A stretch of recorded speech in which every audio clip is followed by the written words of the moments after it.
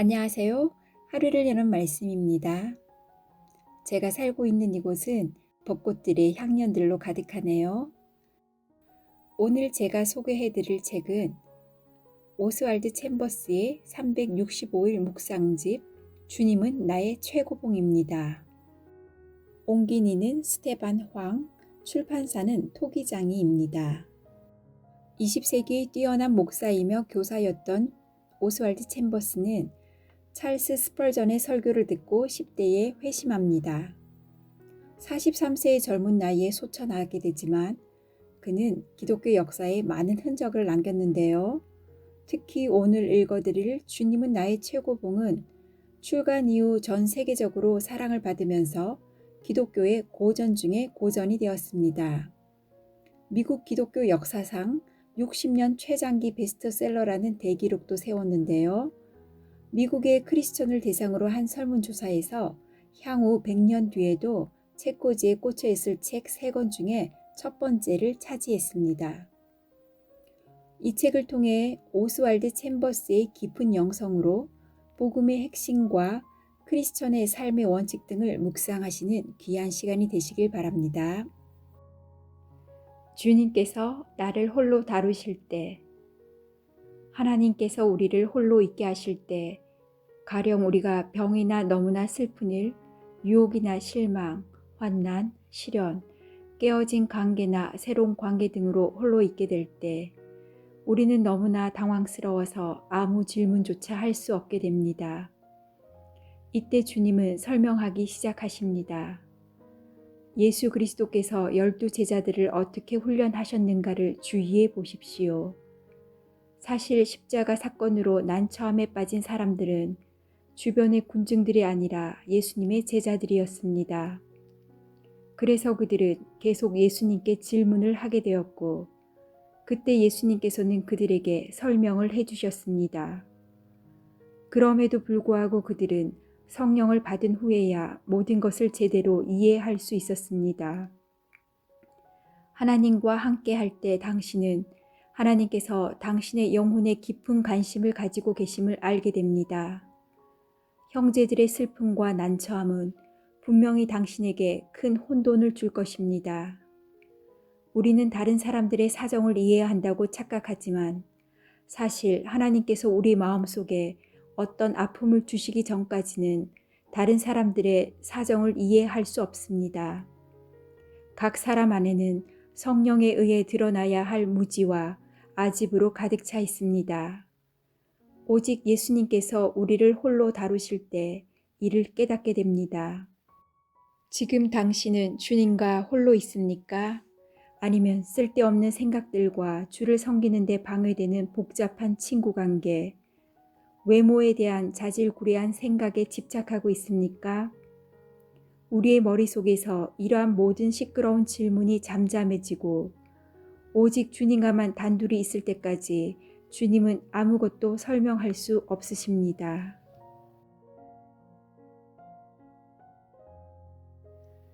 당신에게는 당신의 무덤이 있습니까? 그 누구도 옛사람이 죽는 무덤을 지나지 않으면 온전한 거룩의 체험에 들어가지 못합니다. 죽음의 위기가 없다면 거룩은 단지 환상일 뿐입니다. 그러므로 반드시 무덤이 있어야 합니다. 이 무덤만이 부활로 이어집니다. 그것은 주 예수 그리스도의 생명으로 나아가는 부활입니다. 부활 생명을 흔들 수 있는 것은 아무것도 없습니다. 이 생명은 오직 한 가지 목표, 곧 주님을 증거하기 위해 그분과 하나가 됩니다. 진실로 죽음의 마지막 날들을 보낸 적이 있습니까? 감상이 아니라 진정으로 마지막 죽음을 체험했습니까? 당신은 자신의 장례식에 참석하거나 흥분 가운데 죽을 수 없습니다. 죽음이란 당신의 존재가 멈추는 것을 의미합니다. 열심과 간절함으로 그리스도인이 되려는 자세를 멈추어야 한다는 하나님의 음성에 동의합니까? 우리는 묘지를 스쳐 지나가지만 죽음으로 가는 것만은 언제나 거부합니다. 죽는 것은 노력한다고 되는 것이 아닙니다. 오직 주의 죽으심과 합하여 세례를 받음으로 죽는 것입니다. 당신에게는 당신의 무덤이 있습니까? 아니면 죽은 것처럼 당신의 영혼을 속이며 거룩한 게임을 하고 있습니까? 당신의 인생 속에 마지막 날로 기록된 때와 장소가 있습니까? 이 장소는 고통스럽지만 예외적으로 감사한 기억으로 우리 마음속에 남아있을 것입니다. 그래요, 그때지요. 바로 내가 무덤에 들어간 날이며 하나님께 항복한 날입니다. 하나님의 뜻은 이것이니 너희의 거룩함이라. 하나님의 뜻이 무엇인지 깨달을 때 당신은 자연스럽게 거룩에 입문하게 됩니다. 하나님의 뜻은 무덤입니다. 지금 그 무덤을 지날 의향이 있습니까? 오늘이 이 지구상에서 당신의 마지막 날이라고 하나님께 동의하겠습니까? 그 동의의 순간은 바로 당신에게 달려 있습니다. 거울을 더럽히지 마십시오. 그리스도인의 가장 두드러진 특징은 하나님 앞에서 조금도 숨김없이 정직한 것입니다. 그래서 그 삶이 다른 사람들을 향해 거울이 됩니다. 성령 충만을 받으면 변화하게 되는데 이때 우리는 우리를 보는 자들에게 거울의 역할을 하게 됩니다. 어떤 사람이 하나님의 영광을 계속 보아왔다면 그는 거울처럼 하나님의 성품을 반사할 수밖에 없기 때문에 누구든지 그를 보면 자신의 깊은 영혼 속에서 그를 통한 하나님의 영광을 인정할 수밖에 없습니다. 그러므로 우리 영혼 안의 거울을 더럽히는 것들을 주의하십시오. 가끔 최선의 것이 아닌 차선의 것들이 우리 영혼을 더럽힐 때가 많습니다. 당신의 삶과 내 삶에서 가장 귀한 진리는 우리의 삶이 언제나 하나님을 향해 계속 집중해야 한다는 것입니다. 오직 한 가지만 남겨두고 일, 옷, 음식 등 다른 부수적인 이 땅의 모든 것들은 다 곁으로 흘려보내십시오. 다른 것들로 인해 마음이 분산되고 급해질 때 하나님을 향한 우리의 집중이 흐려지기 때문입니다. 우리는 언제나 영적인 삶이 계속 이어질 수 있도록 노력해야 합니다. 다른 모든 것들은 오고 가도록 두고 사람들의 비판과 수군거림도 내버려 두십시오. 그러나 예수님과 함께 하나님 안에 숨겨진 그 생명을 가로막는 것이 있다면 그것이 무엇이든 절대로 마음속에 허용해서는 안 됩니다. 조급함 때문에 주님 안에 거하는 관계에서 벗어나서는 안 됩니다. 가끔 소란한 일들이 발생해도 그 소란이 마음을 동력해 해서도 안 됩니다. 그리스도인의 가장 어려운 훈련은 우리 마음의 거울을 통해 주님의 영광을 계속 바라보는 훈련입니다. 몽상에서 벗어나십시오. 무슨 일을 제대로 하기 위해 꿈을 꾸는 것은 옳습니다. 그러나 실행에 옮기지 않고 계속 꿈만 꾸는 것은 옳지 않습니다. 우리는 주님의 놀라운 진리의 말씀을 들은 후 주께서 이제 들었으니 가서 그 모든 말씀을 다시 묵상하라고 말씀하실 것으로 기대합니다. 그러나 주님께서는 몽상을 허락하지 않으셨습니다. 주께서 원하시는 바를 알기 위해 하나님께 나아갈 때 꿈은 유익합니다. 그러나 이미 주께서 우리에게 무엇을 해야 하는지 분명히 알려주셨음에도 불구하고 계속 꿈만 꾸고 있다면 이는 악한 것입니다. 그러한 몽상가에게는 하나님의 축복이 절대로 임하지 않습니다. 따라서 하나님께서는 우리가 이러한 몽상에 빠지지 않도록 우리를 찌르십니다. 그래서 우리로 그 자리에 가만히 앉거나 머물지 않고 앞으로 나아가게 하십니다. 만일 우리가 조용히 하나님 앞에서 기다리고 있는데 하나님께서 이리 와서 따로 앉으라고 말씀하시면 그때는 하나님께서 원하시는 것이 무엇인지를 알기 위해 묵상해야 합니다. 그러나 이미 주께서 말씀하신 후에는 몽상에 빠지지 않도록 주의해야 합니다. 이제 주님 그분을 당신의 꿈과 기쁨과 즐거움의 원천이 되게 하십시오. 주께서 말씀하신 대로 앞으로 나아가 순종하십시오. 만일 당신이 사랑에 빠져 있다면 가만히 앉아서 그 사람과 사랑하는 꿈만 꾸지는 않을 것입니다. 밖으로 나아가 그 사람을 위해 뭔가를 하게 될 것입니다. 이것이 바로 예수 그리스도께서 우리에게 원하시는 것입니다. 하나님께서 말씀하신 후에도 계속 몽상만 하고 있다면 이는 하나님을 신뢰하지 않고 있다는 증거입니다. 불확실성의 은혜. 우리는 수학적으로 계산하면서 살아왔기에 불확실한 것을 나쁘게 생각합니다. 우리는 자신의 계획이 이루어져야 안전하다고 생각하지만 영적인 삶의 속성은 그렇지 않습니다. 영적인 삶의 속성은 불확실성 속에서 확신을 누리는 것입니다. 따라서 우리는 이 땅 어디에서도 확신할 수 없습니다. 상식은 말합니다. 그래, 나도 저런 상황이라면 안전할 텐데. 그러나 우리는 결코 처해보지 않은 상황에서 자신을 가정해 볼 수 없습니다.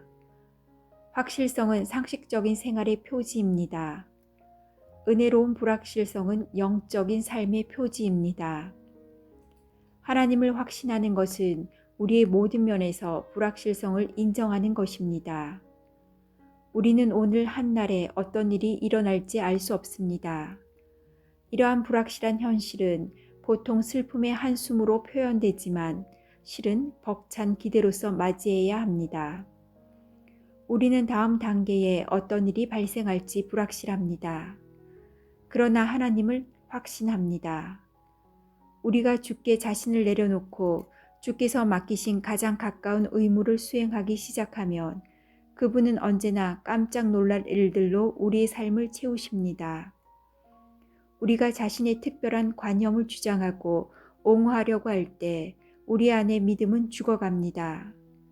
이는 하나님을 믿는 것이 아니라 단지 하나님에 대한 우리의 관념을 믿는 것입니다.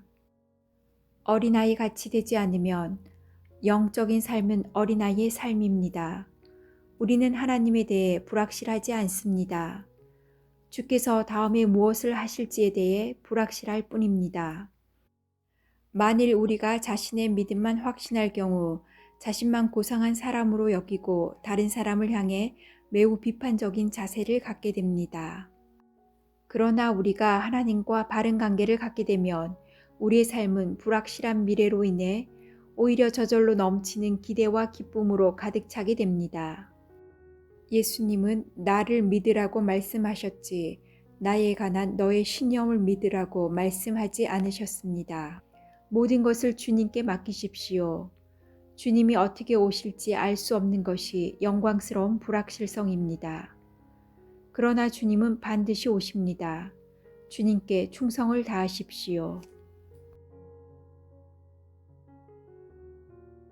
슬픔의 불 가운데. 슬픔과 어려움에 대한 성도의 태도는 고난들을 막아달라고 구할 것이 아니라 매번 슬픔의 불을 지나면서 하나님께서 창조하신 자아를 보존하게 해달라고 구하는 것이어야 합니다. 주님은 슬픔의 불을 받아들이셨습니다. 그리고 고통으로부터 구원받으신 게 아니라 바로 고통 안에서 구원을 받으셨습니다. 우리는 슬픔이 있어서는 안 된다고 말하지만 슬픔은 언제나 있습니다. 그러므로 우리는 슬픔의 불을 자연스럽게 받아들여야 합니다. 슬픔을 피하려고 하거나 슬픔과 관련된 사건을 거부하려고 한다면 이는 어리석은 것입니다.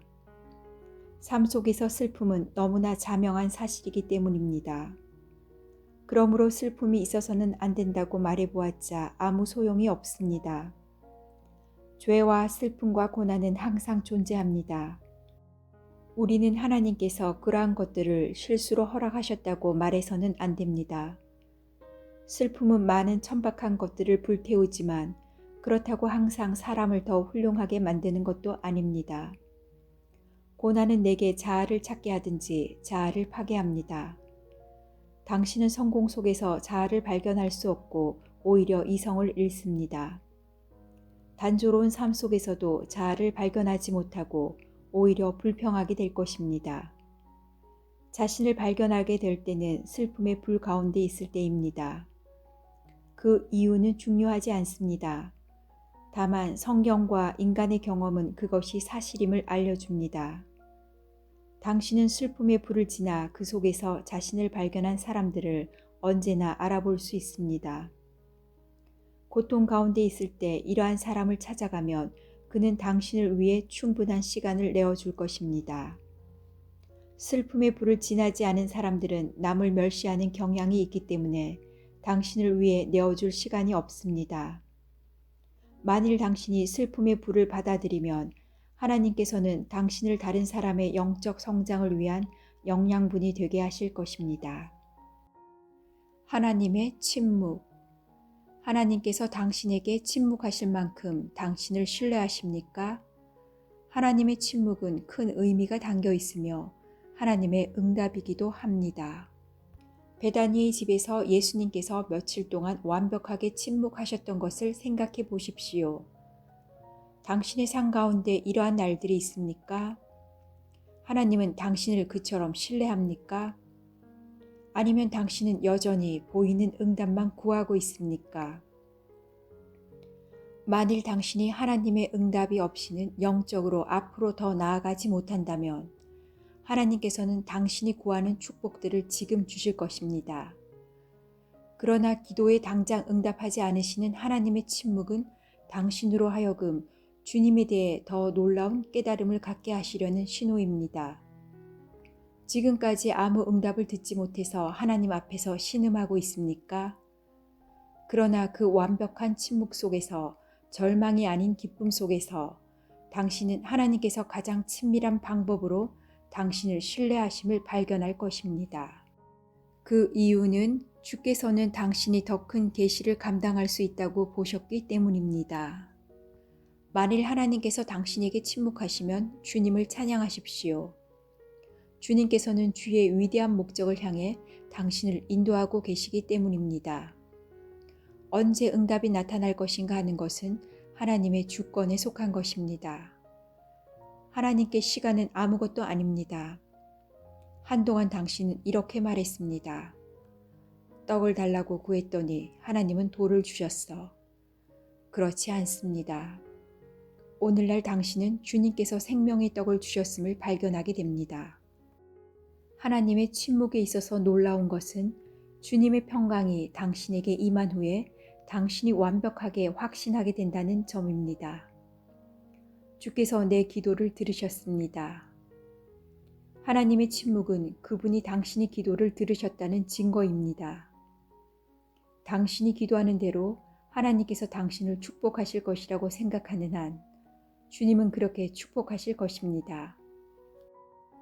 그러나 절대로 침묵의 은혜를 주시지는 않을 것입니다. 만일 예수 그리스도께서 당신에게 기도란 아버지 하나님을 영화롭게 하는 것임을 깨닫게 하셨다면 주님께서는 당신과 친밀한 관계의 첫 신호를 주실 것입니다. 바로 침묵입니다. 내가 처한 상황 속에서 마르다는 예수 그리스도의 능력을 믿었습니다. 그녀는 주님이 계셨더라면 나사로를 치유하셨을 것이라고 믿었습니다. 그녀는 예수님께서 하나님과 특별한 관계를 가지고 있다는 것을 믿었고 하나님께 무엇을 구하든 하나님께서 행하실 것을 믿었습니다. 그러나 그녀는 예수님을 더욱 친밀하게 알아야 할 필요가 있었습니다. 마르다의 믿음은 미래에 성취되는 것을 위한 것이었습니다. 예수님은 그녀를 인도하여 그녀의 믿음을 인격적인 소유로 만드십니다. 그 후 서서히 그 믿음을 특별한 유업과 합치십니다. 주여 그러하외다. 주는 그리스도이신 줄 내가 믿나이다. 주님께서 당신을 다루실 때에도 이러한 면들이 있습니까? 당신이 주님과 인격적인 친밀함을 맺도록 주께서 가르치십니까? 주님께서 마침내 이 질문을 하십니다. 이것을 내가 믿느냐? 당신을 의심케 하는 시련들은 무엇입니까? 마르다처럼 미래만을 향했던 당신의 믿음이 당신의 처한 상황 속에서 당신을 사로잡는 말씀으로 인해 주님을 향한 인격적인 믿음으로 바뀌었습니까? 개인적인 문제가 발생해 개인적인 필요가 생길 때까지 이런 일은 발생할 수 없습니다. 믿는 것은 전적으로 맡기는 것입니다. 나 자신을 지성에 맡기면 지적인 것과 관련이 없는 모든 것을 버리게 됩니다. 인격적 믿음에 나 자신을 맡기면 도덕적으로 타협하려는 것들을 거부하게 됩니다. 특별한 믿음 가운데 영적으로 나 자신을 주 예수님께 맡기는 것은 주님께만 통치를 받기로 결정하는 것입니다. 주님과 얼굴을 맞대고 볼 때 주님은 내게 말씀하십니다. 이것을 내가 믿느냐? 나는 그때 믿음이란 숨을 쉬는 것처럼 자연스러운 것임을 발견하게 될 것입니다. 그러면서 주님을 신뢰하지 못한 것이 얼마나 어리석은 것이었던가를 깨닫고 부끄러워할 것입니다.